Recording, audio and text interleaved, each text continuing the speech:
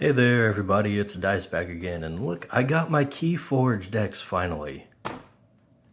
You wouldn't believe how much trouble I had to go through to get Keyforge. I ordered a deck and a starter set, like when it was new, and I got the deck, and the starter set is still on back order, and so later on I ordered a whole box, and I had to wait for those to come into stock, and I don't have a local game store, obviously, so I couldn't just walk downtown and pick one up. So what do? You gotta wait. Just gotta wait. So obviously, I think they had some distribution issues with this game, but it's here now, and we're gonna look at it. Got a whole box, and we're just gonna crack one of these decks. What's this? 12 decks in a box. Alright. Let's save those other ones for later. Okay. Now let's see. They changed the thing on this, it seems. How are you supposed to... Okay. Still cracks open like that. Okay. I don't understand why it's so hard for people to get into these things. But, let's see, what have we got here? The Simple Diver. Okay, now if you don't know Keyforge, the shtick of this game is that each deck is unique. Each deck has a unique combination of cards, a unique avatar on the back with a name, and supposedly it's the only one like it in existence. So we got the houses here, we got Logos, Sanctum, and Untamed. I haven't seen an Untamed deck yet. Oh, of course, I've only opened one. This is basically the same houses, except instead of Shadows, it's Untamed is my first one, which I didn't open on camera, of course. Anyways, let's start this off and check what we got. We're starting with Logos. Now, I haven't had a chance to actually physically sit down and play this game, but I have absorbed a lot of gaming on YouTube and all that, where other people play the game, so I'm fairly familiar with the rules. Just don't have first-hand experience with it. So this is going to be me just making up things as I go, I guess. And we've got Fogify right off the bat. What is this? Your opponent cannot use creatures to fight on their next turn. Okay, so it's fog, basically. It's the Keyforge version of fog. Alright. Gives you an ember though, so that's cool. Nice delay tactic, I guess. Interdimensional graft. Now you'd think a graft would be an upgrade or something. And it gives you an ember, and if an opponent forges a key on their next turn, they must give you their remaining ember. So if they have any extra, you get that, but oh, you can't forge more than one key in a turn. I was thinking, what if they forge 2 keys? Does it only stop them from doing one? Yeah, you only get one at a time, I think. And up next, lab work. Now, so far we've got Amber for the little rewards. Play Archive a card. Now, I'm still not sure exactly what Archive does. I don't have the actual rules to look up right at the moment. More lab work. Okay. Doesn't seem all that great. Not too excited about getting 2 of them, I guess. Twin Bolt Emission. This is supposed to be pretty good.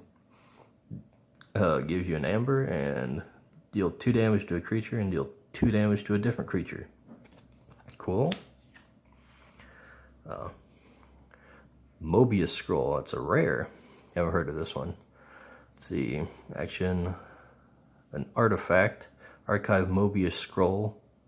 And up to 2 cards from your hand. Okay. Since I'm not exactly sure how Archive works, I'm kind of in the dark about how good this is. Brain Eater. Ooh.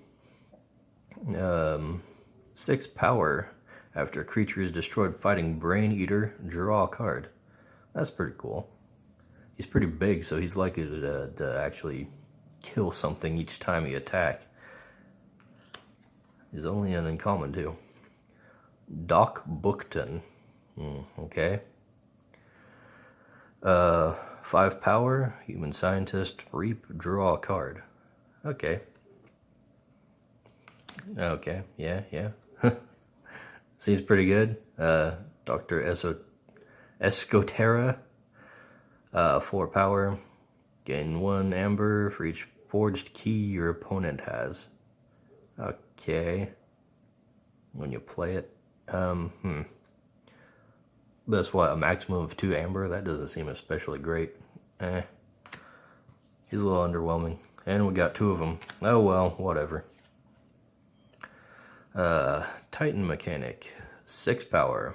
Well, it's on a flank. Each key costs -1 amber. And I suppose that's all keys, isn't it? So it affects your opponent as well. Experimental therapy. Oh, I've gotten this already. It doesn't seem especially great to me. Funnily enough, in my last deck, I got this and then some other like Sanctum card, I think, that does basically the same thing but doesn't have a drawback. So, And we're into Sanctum. We got a Cleansing Wave. Heal 1 damage from each creature, gain 1 amber for each creature healed this way. That seems pretty good. Heals your guys and brings you closer to winning. Take hostages. Amber when you play it. For the remainder of the turn, each time a friendly creature fights, it captures 1 amber. Alright. Epic Quest. A rare. It's an artifact. Quest. That's weird. A quest isn't really an artifact, but whatever. Play.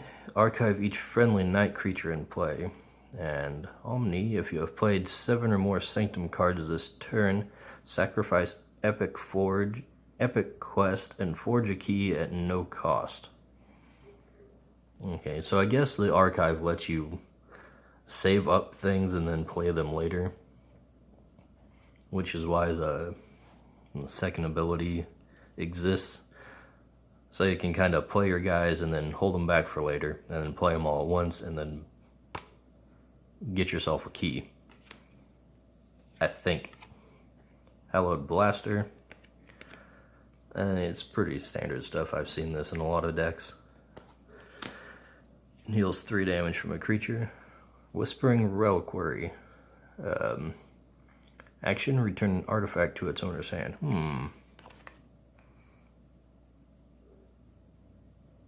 Okay, maybe not. I was thinking it might combo with Epic Quest, but that does not seem to be the case. Do I have any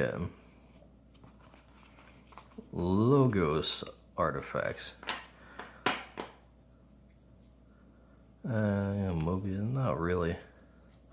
So, Reliquary is doesn't seem to be doing much. Well, I got 2 of them, so we can return both of them to my hand. Whatever. Bulwark. We got a 4-powered creature. Each of Bulwark's neighbors gets +2 armor. Okay. Champion Anafiel. 6 power, 1 armor with taunt. So its neighbors cannot be attacked unless they have taunt. Okay. Seems alright. And 2 of them. Nice beefy guys. Commander Remiel. 3 power, use a friendly non-sanctum creature when you reap. That's a nice one. And Siquius.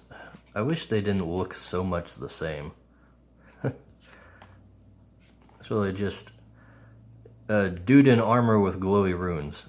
That's That's Sanctum for you. A lot of the art seems just kind of really homogeneous. Anyways, when Sequius reaps, you can capture 1 amber. Cool, cool. Oh, he's got nice armor too. And 4 power, 2 armor. Nice. Sergeant Zachiel, seen him before again. 4 power, 1 armor. And when you play him, you may ready and fight with a neighboring creature. Okay, well, when you play him, he has to be on a flank, so he's only got 1 neighboring creature, so that seems like odd wording. That's another thing about this game. It feels like a lot of the wording is not very well thought out. Like, they don't have their rules hammered down yet. That kind of bugs me. You'd think in this age of card games that wording would be pretty tight by now. They really figured that out years ago in Magic.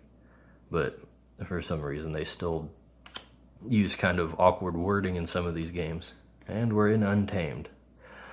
Cooperative hunting. Deal 1 damage for each friendly creature in play. You may divide this damage among any number of creatures. Okay. Seen that floating around in other decks. And regrowth. Return a creature from your discard pile to your hand. Okay, so like a raise dead, basically. Troop call. Return each friendly Niffle creature from your discard pile and from play to your hand. Okay. Wasn't aware that there were multiple Niffle creatures, but let's see if we actually get any amount in this. Nepethine Seed. I've not heard of this. Let's see. Omni. Sacrifice Nepethine Feed. Return a card from your discard pile to your hand. You know what?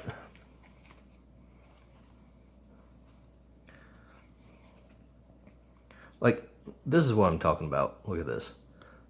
Obviously, these things are like, they're meant to be used in the same way, but this one says Omni because it can be activated regardless of what house you're using. But, like, shouldn't it say like Omni Action or something like that? Like, it doesn't distinguish that it's an action that's being taken or something. It just says do a thing. Like, does it happen when I play it? I wouldn't think so. I assume it just happens like when you expend it or something. Or what the hell do they call that? What do they call it in this game instead of tapping? Exhaust? That's it. That's the usual thing. Anyways, what else have we got? Chota Hazri, Human Witch. Lose 1 amber. If you do, you may forge a key at current cost. Okay, so basically he lets you forge a key for 1 extra amber. Halakor. 4 power. Each friendly flank creature gains skirmish. When you use a creature with skirmish to fight, it is dealt no damage in return. Okay. Seems useful. 2 of them. That's nice. And what have we got? That's a rare Kendrith long shot. Let's see. Elusive and skirmish. So I'm going to have to look up what both of those mean. I think elusive means the first time it's attacked, no damage is dealt, and skirmish is the first time it attacks, it's dealt no damage. So she's hard to kill, basically, I think. And when you reap, she deals 2 damage to a creature. So she doesn't even have to attack. She's hard to get rid of, basically. That's pretty cool. I like her. Snufflegator. 4 power, skirmish. Yeah. When you use this creature to fight, this dealt no damage in return. And Niffle Ape. Beast Niffle. Okay. Niffle is a creature type. I was wondering about that. was like, when I read that, what is it? That. It says a friendly niffle creature. I was like, oh man, are they just referring to card names in this? Is it just a card with the word niffle in it?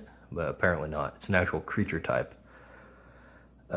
Anyways, when Niffleape is attacking, ignore taunt and elusive. Okay. So he can actually trade with this chick. That's a little interesting. And another one, only 2 of them. And hunting witch. Why are the witches always burly men in this? That doesn't make much sense. Shouldn't they be like shamans or something? 2 power. Each time you play another creature, gain 1 ember. That's pretty cool. He's probably not going to survive very long, having only 2 power though. He seems like a prime target to be killed. Let's see what we got.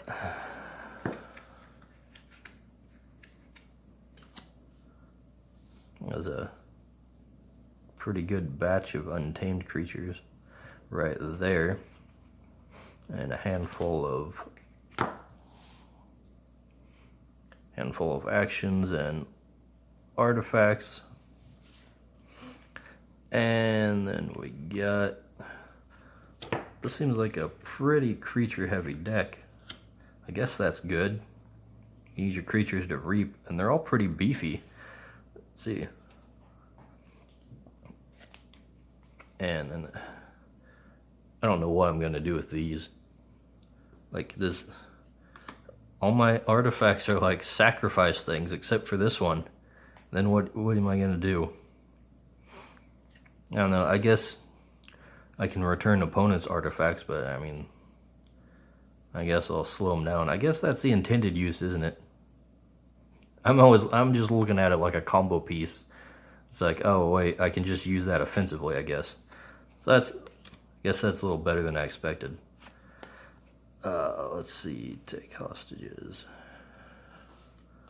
So yeah, got 6. So we're over half the deck with creatures. Not enough room on the table for all these.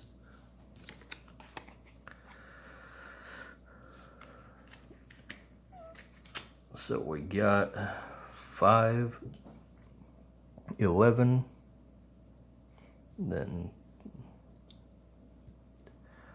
19 creatures in this deck. That seems higher than I usually see people getting. Kind of like that. And the lowest one is 2. Most of them are 3 or higher. That seems pretty nice. This seems like a pretty tough deck just from the creature heaviness of it. So, Simple Diver, good luck to you and your, what is going on with your head? I don't know. Anyways, thanks for watching, everybody. Don't forget to leave me some feedback and subscribe. And, oh, by the way, I've got my own card game I'm working on, Domain. You can see some links in the description to how to play videos for that and more info, so check that out, and I'll see you guys later. Bye.